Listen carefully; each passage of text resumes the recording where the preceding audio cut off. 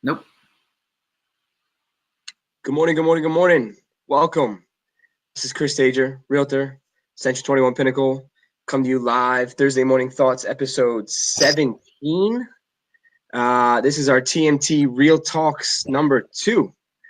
Today we got Joseph Berrios, husband, father, friend, founder of Bank 7, founder of Key Club Investments, co-founder of Milk, and the list goes on and on. Joe, how we doing today? I'm doing well, and yourself? Pretty good. Thank you for asking. Yeah. Listen, tell us, who is Joe Berrios? Oh man, to give you a quick synopsis without the long sob story, I would say Joe Berrios is, I'm born and raised in the Lehigh Valley. Typical kid from poverty. Had the statistics stacked against him, the odds stacked against him, but didn't want to become what society would have put on me, what the label would have been. So extremely ambitious at a young age, grew and blossomed into who I am today, which, through trials and tribulations, my mistakes I've learned from. And now I've understood that, I'm a man with purpose, and my purpose is to impact. And I was blessed with certain gifts, and some of these gifts are having a voice and not being afraid to utilize my voice, not being afraid to be bold and be different. And I've taken my gifts and really have utilized them in platforms of my business to help me excel and to help others excel. And now I'm, as you said, I'm a father, I'm a husband, I own several businesses, and I'm in the process of helping other people grow their business as well. So let's get into that. Helping others grow their businesses. Yes. So, the concepts for your businesses. Let's start with Bank 7. Where did that come from? Yeah. How did that come about? Yes, absolutely. So I was working with a gentleman, Sean Lehman. Sean and I, we developed a relationship. I initially reached out to Sean for Key Club Investments, and one day he had this idea of bringing together the heavy hitters in the Lehigh Valley. And what he meant by that was having, gentlemen who are under 30 years old or under 35 years old, but were really moving and shaking. And his goal was to bring them together to have like an elite network. And that evolved into something greater and bigger.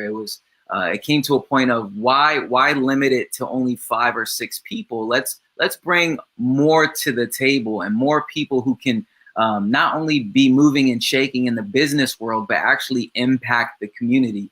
I'm a firm believer of, while coming up during my trials and tribulations, it was extremely difficult for me to sit at the table with the elites, with the guys and gals who were really crushing it.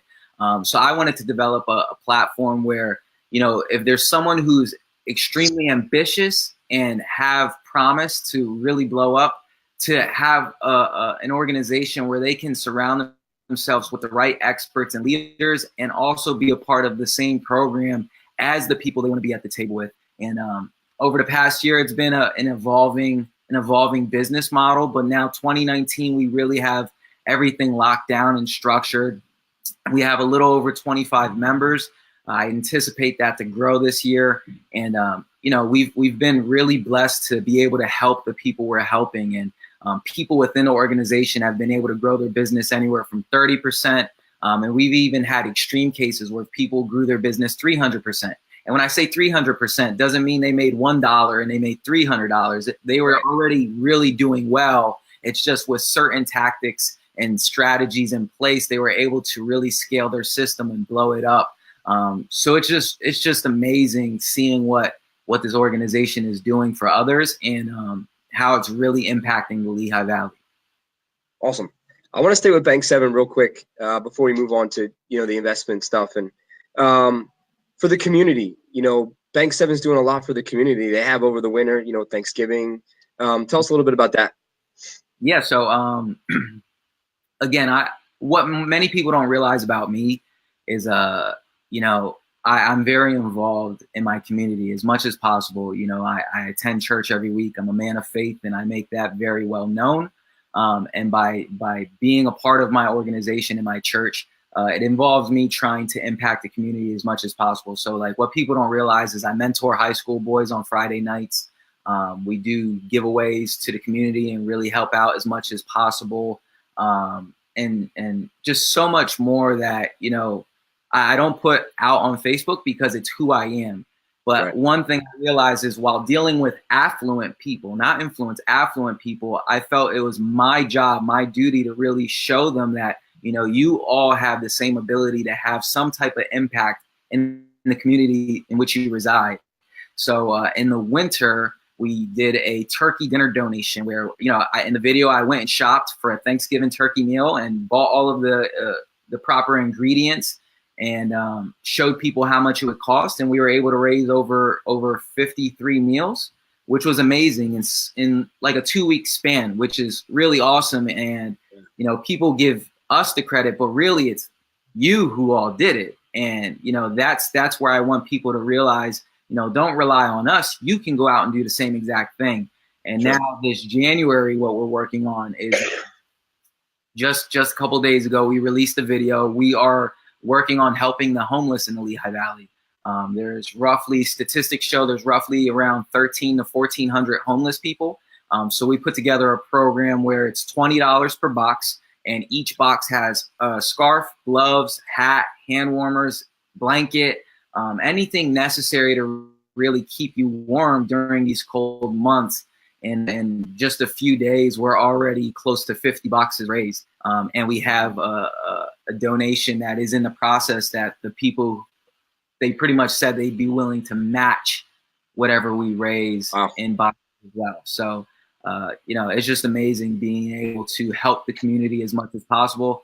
And, you know, we're a very, very small footprint ourselves, but we're hoping to influence other people to have the same actions as well.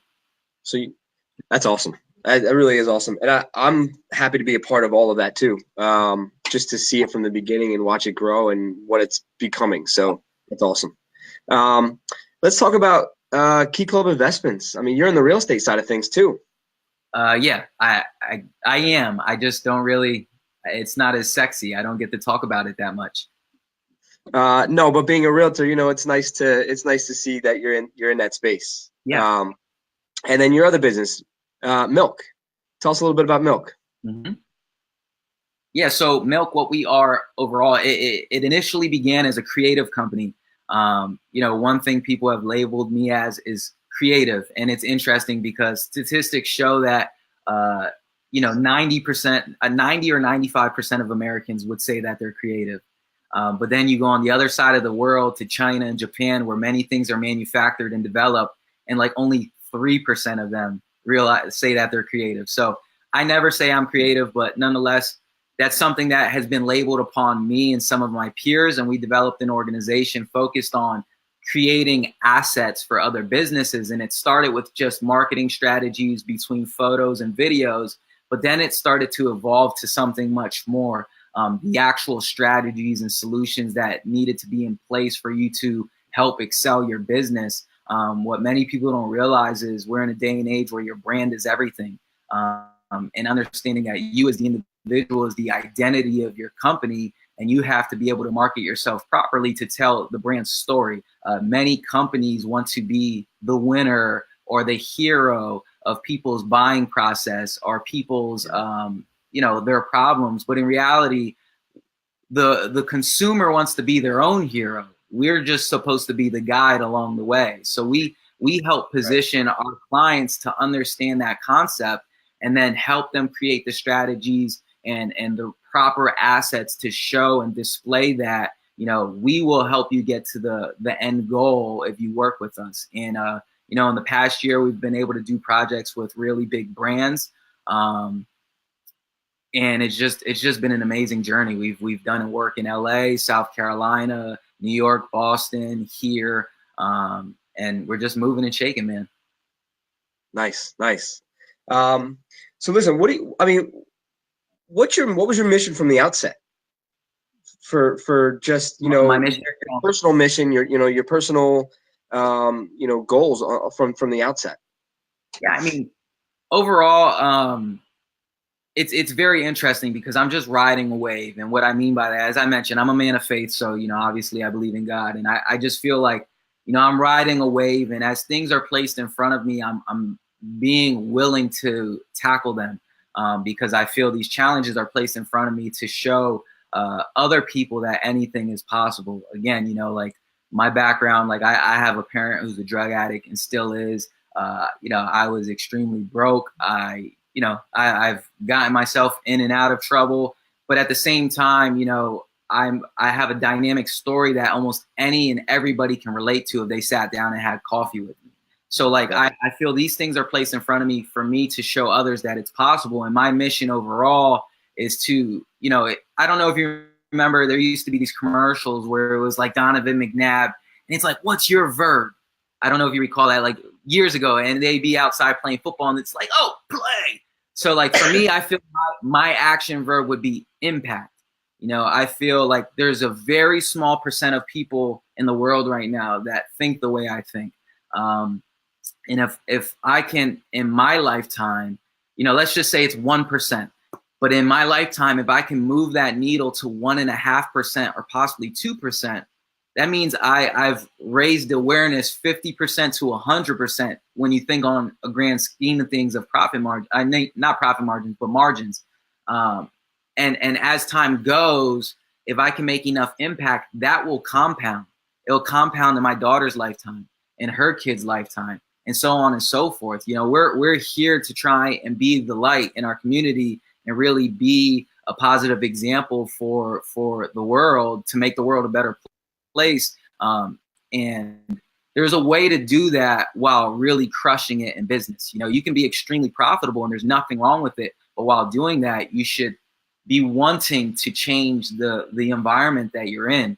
So I would say like my mission is to impact as much as possible, to be the best version of myself daily, to be an example of what I believe in. So, with me believing in God, just be the best version of myself. So I'm a good example, and just, try and crush it, man. Just keep trying to crush it. Like I have financial goals like we all do. And I know I'll get there with my actionable steps that I have in place, but I'm not really rushing it. I'm taking my time as I go, and I'm making sure that while I'm on this journey, I'm really creating a legacy that people will remember. Nice. And I want to stick on that because, family and all of that. So, I mean, I have 2 kids. Yep. I understand the time. So your kids, wife, all the businesses that you have going on right now. I know every time that I text you or call you, you always respond quickly. Yes. What is a typical, how do you keep everything balanced? What's a typical day look like for Joe? Yes. So the typical day starts at 4:30 in the morning. I wake up at 4:30, rinse my face off real quick, brush my teeth, and then it starts with prayer. First 15 minutes, I pray. I really challenged myself for 2019 because there's a chapter in the Bible where Jesus is praying, but he's praying for other people. So like my first 15 minutes of the day is me praying for the people that are around me and people that come into my head. The next 15 to 20 minutes is reading my book. So before 5 o'clock, I've already prayed. I read my book. I've stretched. I brushed my teeth. From 5 to 5:30, I really just look at my schedule and understand what needs to be accomplished. I send out whatever emails need to happen. From 5:30 till 7, it involves me driving to and getting from my CrossFit gym. I do CrossFit for an hour, then I come home. So you reach out to me during times where I'm available, but from literally 7 till 8:30, with the exception of today, from 7 to 8:30, I become unavailable. My family is extremely important to me. So I make sure that I block out times of day where I'm spending it with my family. So the Apple Watch comes off, the iPhone gets put away from 7 till 8:30, and then from 7 till 10 o'clock. I make sure that I devote those 4.5 to 6 hours to my family daily. And then from Saturday 1 o'clock till Monday 4:30 a.m. again, like business isn't discussed. That's family time. I feel it's very important to be able to balance out the both.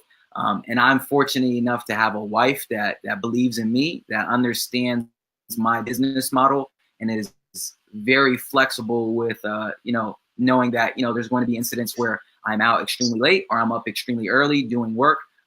For example, like last night I was out until 10 o'clock. We had think tanks with Bank 7 members, and then I was working on other programs. So I'm fortunate enough to have a wife that understands, but basically I'm very laser focused. So as you mentioned, I own different businesses. My calendar is color coded. So I literally can look at my calendar for the day and understand what hats I need to wear. And then I stay laser focused. So if I'm in Key Club Investments mode and you're reaching out from Bank 7's color code, that's not getting responded to until Bank 7 color code comes into play. We're in a day and age where everybody feels a sense of urgency, but if you schedule your time properly, you could still get to someone within one business day and still be extremely effective while being efficient, which is absolutely necessary for you to push the needle on your business. Sure. 4:30, huh? I like that. That.